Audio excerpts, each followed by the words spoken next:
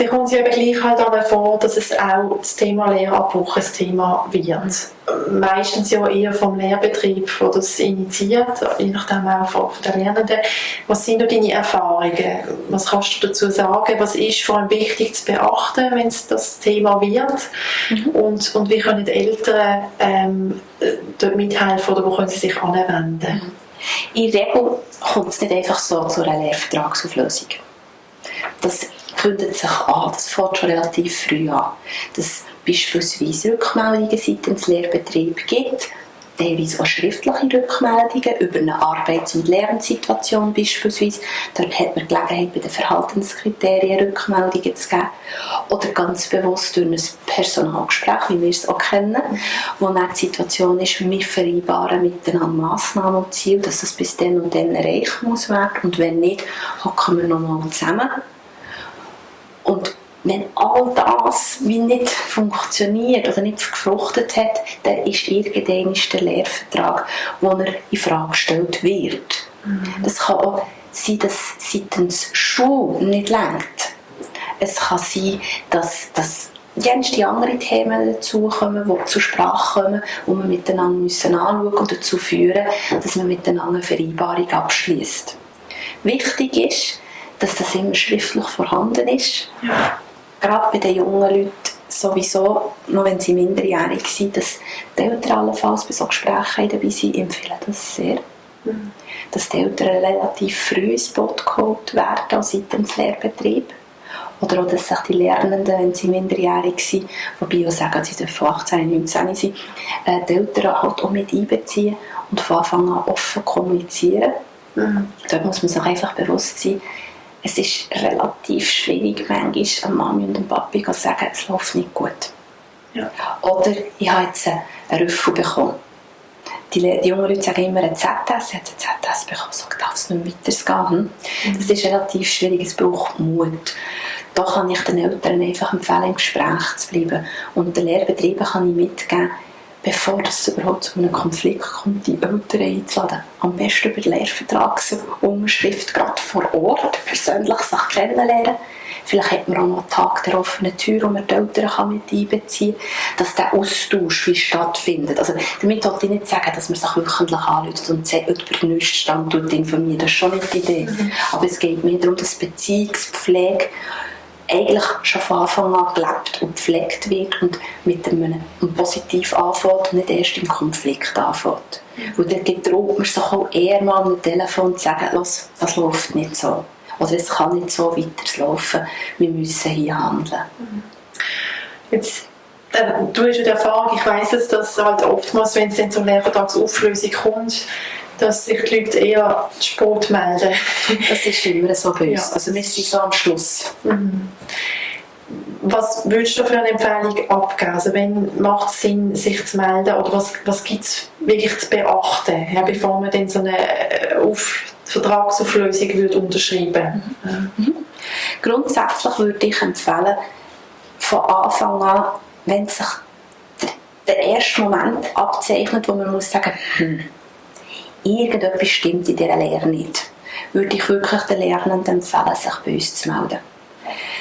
Ich merke einfach, wenn ich sie früh genug begleiten kann, coachen, dann arbeiten wir sehr auch an den Selbstkompetenzen und an den Sozialkompetenzen. Manchmal ist wirklich der Ton, der die Musik macht. Und manchmal ist halt einfach auch die Situation aufzuzeigen oder zu relativieren, was der Lehrbetrieb gemeint hat. Also relativieren meine ich, es tönt gleich mal, ganz schlimm.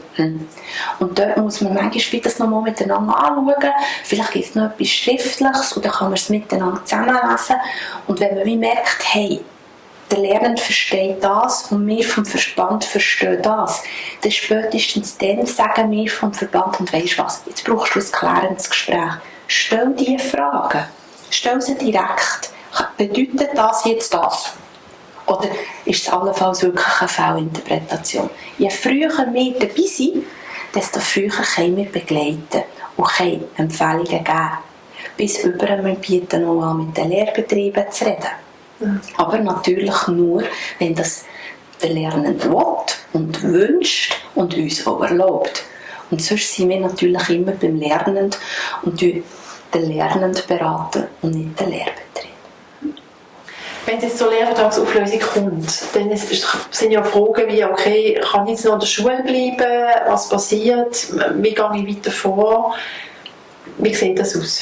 Genau, wenn es zur Lehrvertragsauflösung kommt, dann stellt auch hier das Mittelschulberufsbildungsamt vom Kanton Bern ganz klare Formular- und Merkblätter zur Verfügung. Man kann nicht einfach so künden. Da hat immer am Schluss noch das Mittelschulberufsbildungsamt eine Verantwortung, dem nachzugehen oder das zu begleiten. Also unbedingt an diesem MBA, das ist die Abkürzung vom Mittelschulberufsbildungsamt, anzurufen. Anrufen, wir haben eine zuständige Ausbildungsberatung dahinter, wo man wirklich für einen Beruf, wo man anrufen und all die Fragen kann stellen und die werden entsprechend beantwortet. Wenn es zu einer Auflösung kommt, dann ist das immer schriftlich und immer in Absprache mit dem Mittelschulberufsbildungsamt und es kommt auch ein Schreiben vom Mittelschulberufsbildungsamt, worin eigentlich das wie klar ist. Jetzt hast du noch so viel Zeit oder die und die Pflichten hast du noch oder die und die Möglichkeiten hast oder wir sind noch vereinbart, wir haben noch mit dem Lehrbetrieb Folgendes vereinbart. Das ist dort wie festgehalten. Okay. Es gibt Lena, das kennen die Lernenden ziemlich sicher in der Regel, das ist der Lehrstellennachweis, dort sind die offenen Lehrstellen publiziert und sonst gibt es noch andere Möglichkeiten, wie man an einen neuen Lehrbetrieb herkommen. Man kann auch uns anrufen und auch wir unterstützen. Wir haben bei uns eine Laufbahnberatung, also diplomierte Laufbahn- und Karriereberater. Die kennen das Berufsbildungssystem in der Schweiz bestens. Sie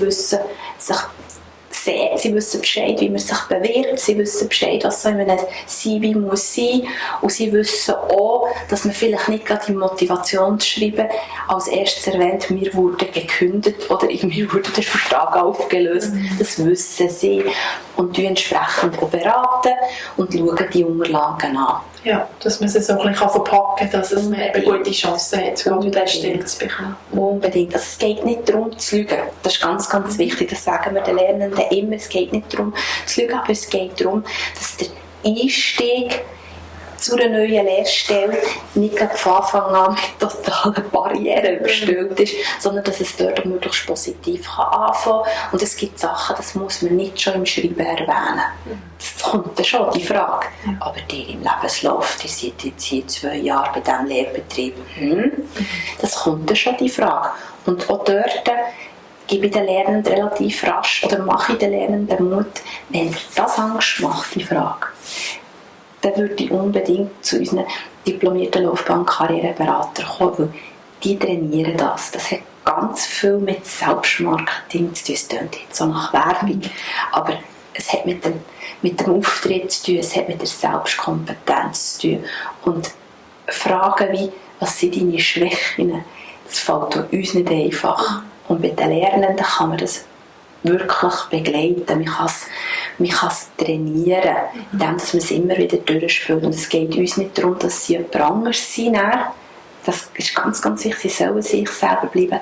Aber es geht darum, das ist auch eine Kompetenz, aufzutreten, sich zu präsentieren. Und das tun wir coachen.